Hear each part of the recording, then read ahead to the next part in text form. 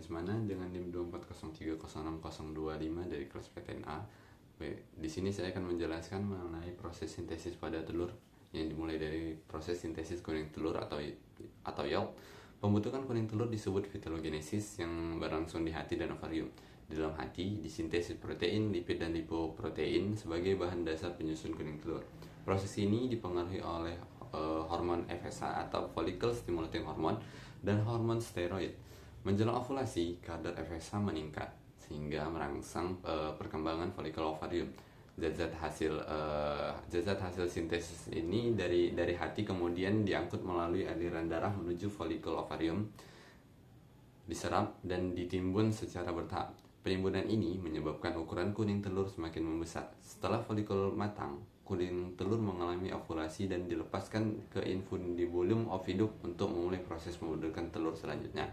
Masuk ke proses sintesis putih telur atau albumen. Pembentukan putih telur ini berlangsung di magnum atau bagian oviduk selama kurang lebih 3,5 jam. Di bagian ini, kelenjar tubular dan sel goblet mensekresikan albumen kental dan encer yang menyelubungi kuning telur. Albumen ini tersusun atas beberapa lapisan seperti tali putih telur, putih telur kental, dan serta putih telur encer bagian dalam dan luar. Protein utama penyusun albumin meliputi ovalbumin, ovotransferin, ovomucoid, dan lisozim. Sintesis albumin dipengaruhi oleh hormon estrogen yang mengaktifkan pembentukan mRNA dan proses albumin di dalam sel-sel magnum.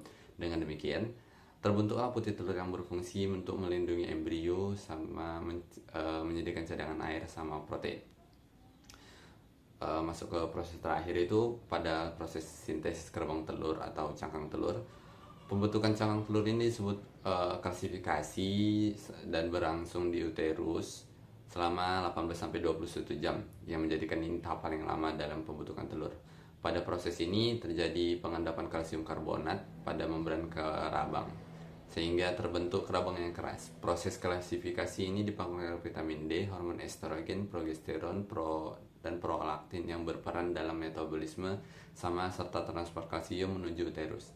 Nah, setelah itu kerabang selesai dibentuk, bergerak menuju vagina dan dikeluarkan melalui kloaka yang disebut dengan proses pengeluaran telur.